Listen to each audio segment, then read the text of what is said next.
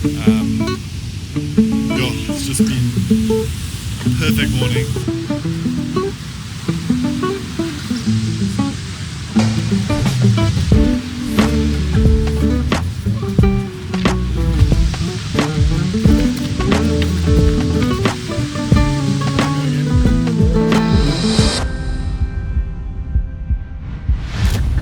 I filmed this Adidas running spec ad by myself in one single morning with my brother, and I thought it would be fun to break it down a little bit, share some of my creative choices and processes, and how I ended up with the final product. So before we jump in, let me play it from start to finish, and then we can unpack it together.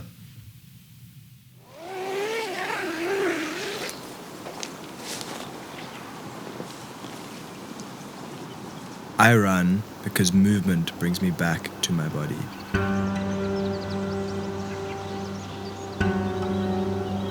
It gives me time to breathe and just clear my head.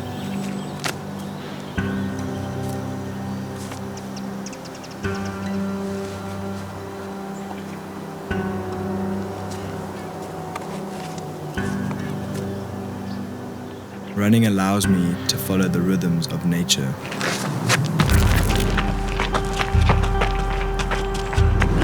Cool morning air, the tides, and the song of the birds.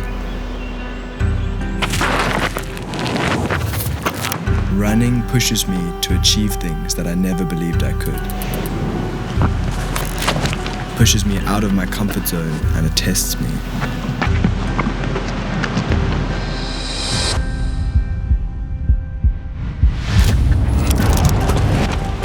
It's the freedom of curious exploration, wondering what's out there.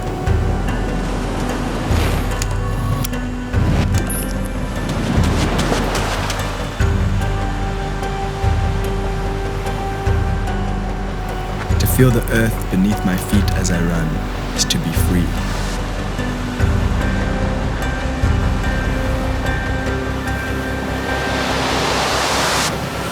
To run is to fly.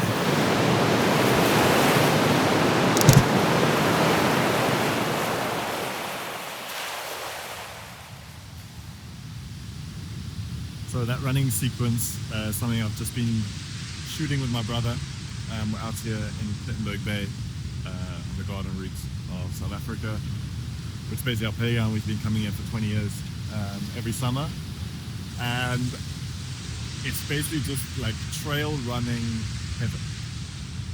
So I've been shooting everything on this one 33mm laser anamorphic lens, and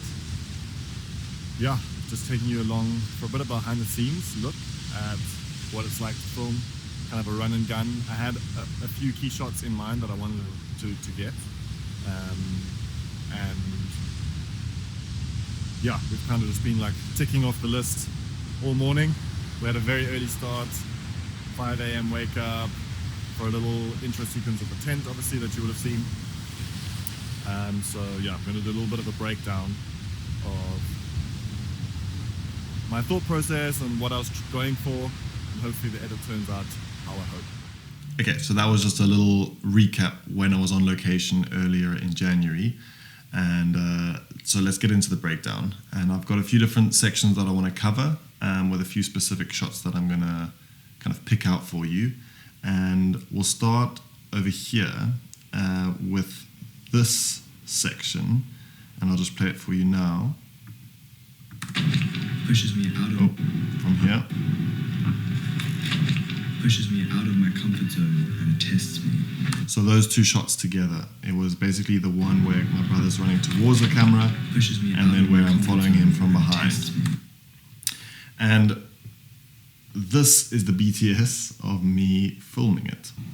So I really wanted to use this location for this section because, as you can see in the BTS, the sun is right behind us, and it's basically shining directly into the lens, and so you're getting a really nice silhouette, and it's this beautiful kind of zigzag of rocks that my brother's like bouncing over, and he kicks up a little bit of dust, and I really just love the texture and the kind of the closeness and the technicality of the rocks there that really like are highlighted by the light being backlit.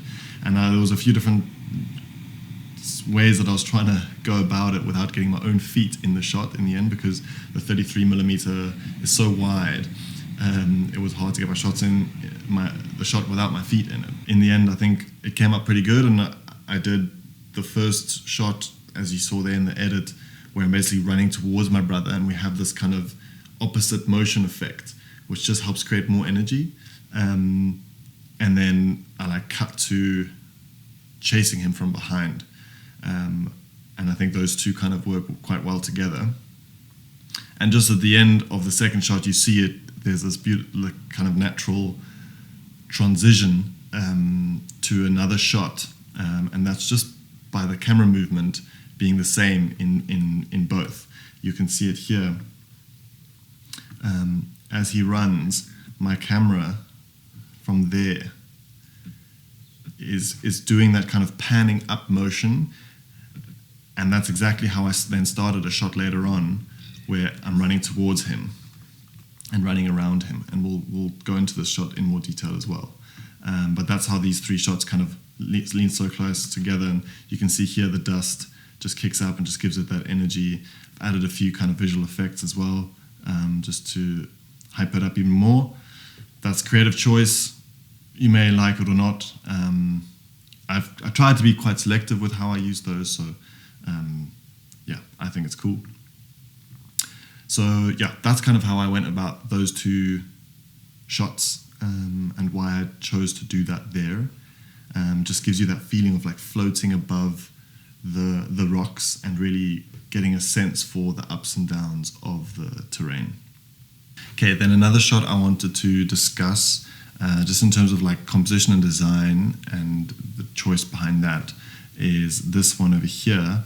It's a kind of medium to tight shot from the side of my brother's face and head as he's running.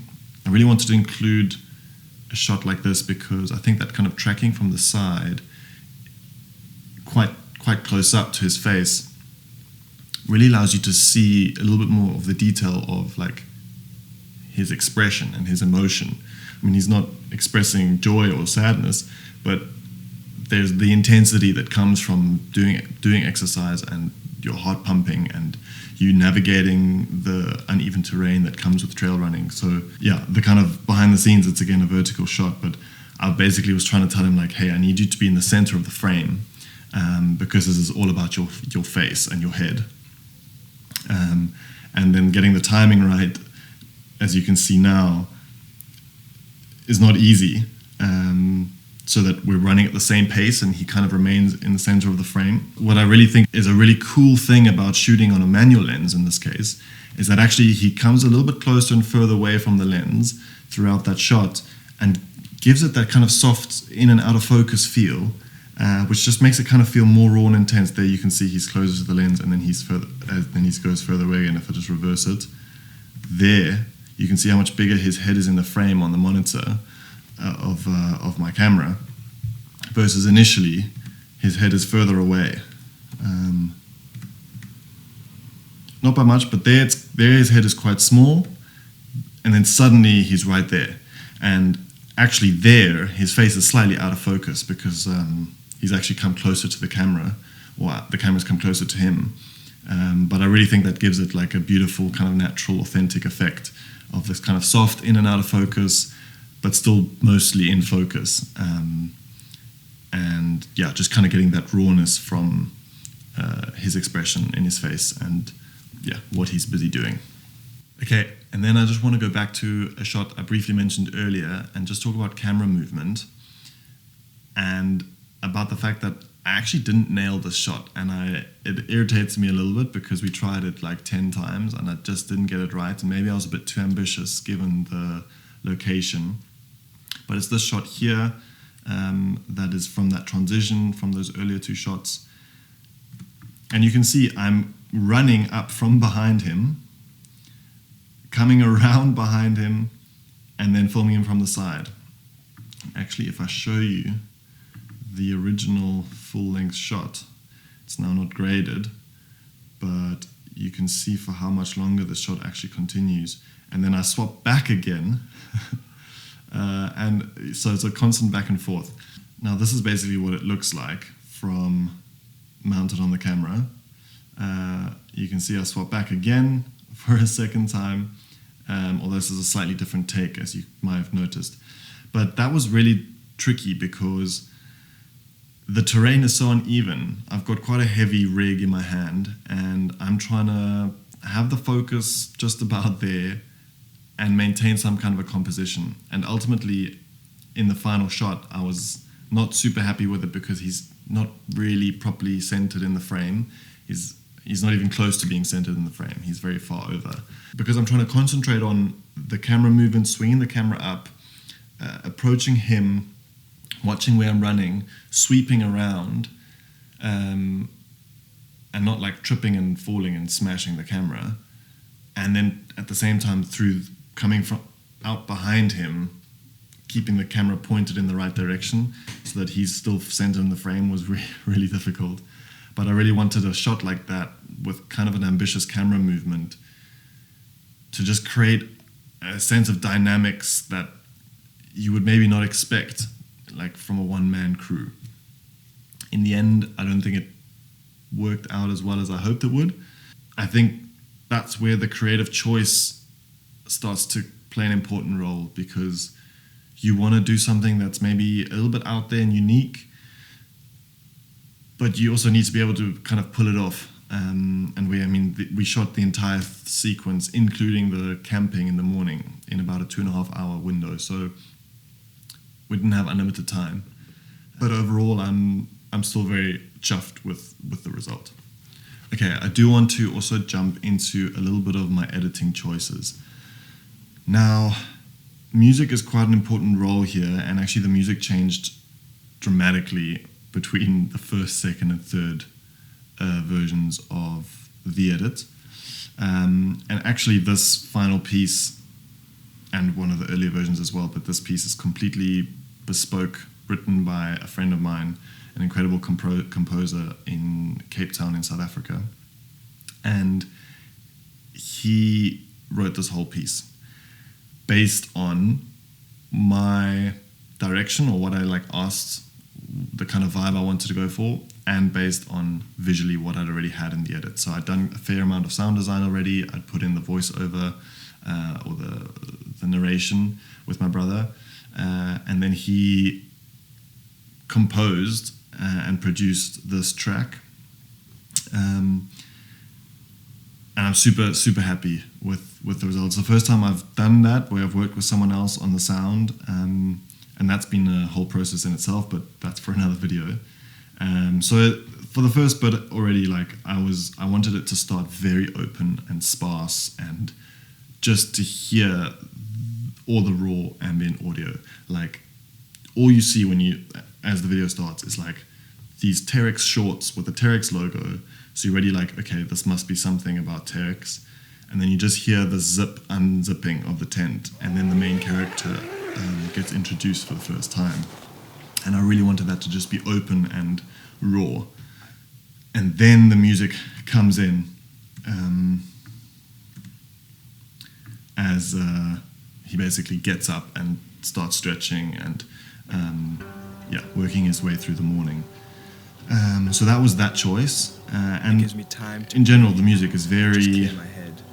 calm and maybe not typical of a running film that's super high energy and high impact, which it was originally in one of the earlier versions. It was far more in a high energy basically in the music, in the soundtrack, which obviously works as well. But I really wanted to kind of juxtapose the energy of what you're seeing visually with the kind of more serene and laid-back soundtrack that kind of is a little bit jarring or not typical.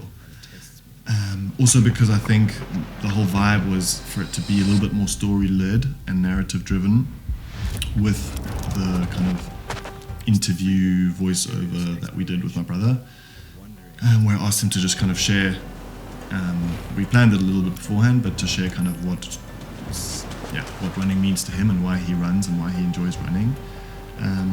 So that's where the audio really played an important role in assisting the visuals and even like juxtaposing them a little bit, rather than just being like, it's a hype edit with lots of fast cuts and fast running, so it must be big beat drops and like all of that. Would have worked as well probably, but I wanted a slightly more authentic and story driven approach than just like a fancy edit. I guess also the slow motion jump. I'm quite careful with slow motion. I use it very, very sparsely in all of my work, even though because it's such a powerful tool, and that's why I only shot this one single slow motion shot. I think when a slow motion shot or a drone shot, didn't use drone in this case, but when they are used sparingly and intentionally, I feel like they're far more high impact than just a whole montage of drone footage or just a whole load of slow-mo.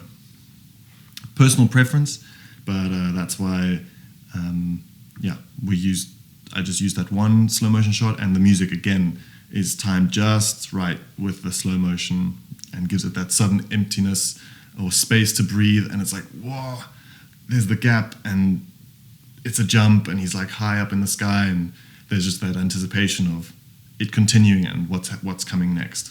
And then finally, just some of like my key lessons and takeaways from this shoot. I think what stood out to me most was like, hey, you can do quite a lot by yourself if you've got a plan.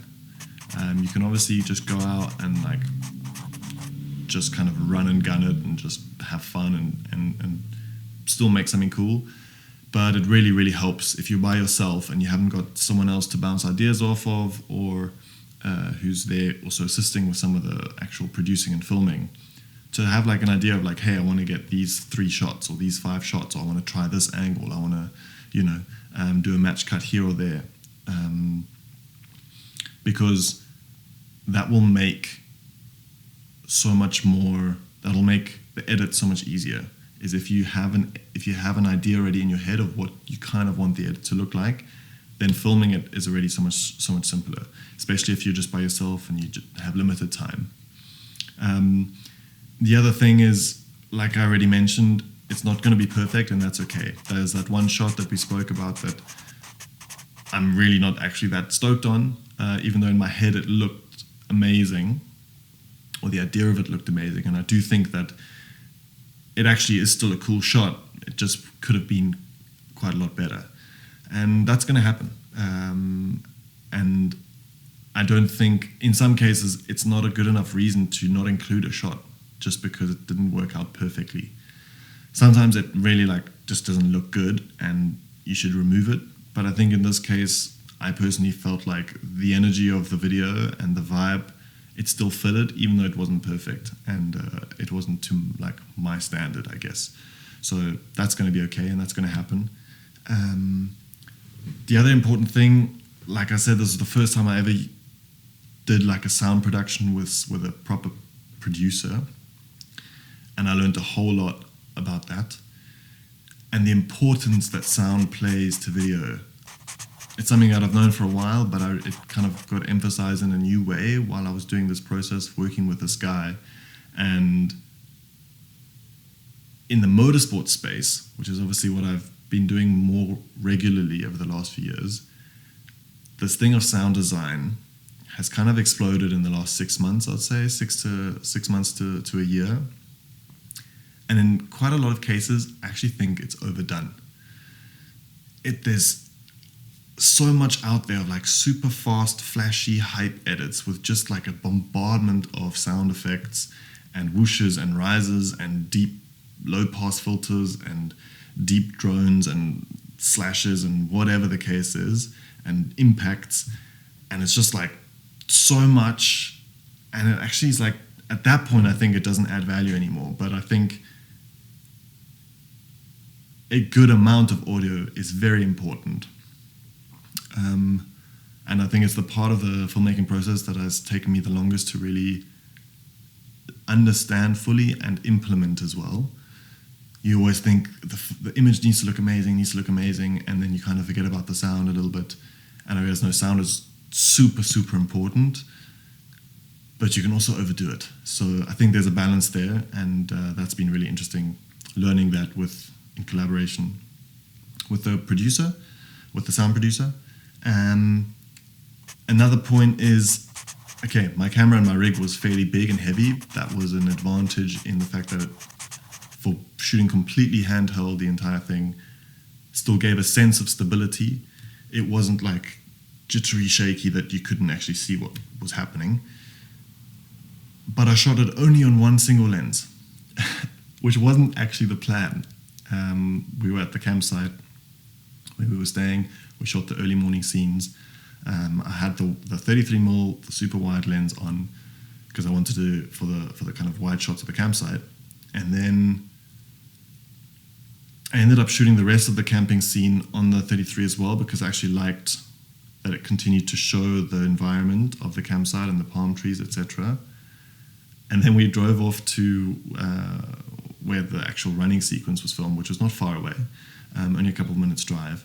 But I completely forgot my backpack with everything at the campsite. I literally had only the like what the rig was with a 33mm lens is the only thing I had with me. So I was like, cool, I'm going to shoot the whole thing on 33mm. And that, on the one hand, completely removed the stress of like, oh, I need to quickly change lenses. Is this the right lens? No, let's try the same shot again, but on the other lens. Like, I didn't have to think about any of that at all. I could focus 100% on what shots am I getting, what's the location, what's the camera movement. I didn't have to faff around with any of that, which when you're working alone, again, is so, so crucial. Reducing the amount of variables and like faffing around so that you can actually focus on being creative. So yeah, you don't need to have tons of lenses to make cool things, in my opinion. And then finally, have fun. This was like one of the most fun shoots I've done in a while. I often have more fun when I'm not shooting for a client and I'm just shooting for myself, and I have complete creative freedom, and you don't have to feel the pressure, and I feel the freedom to be a little bit more experimental and explore.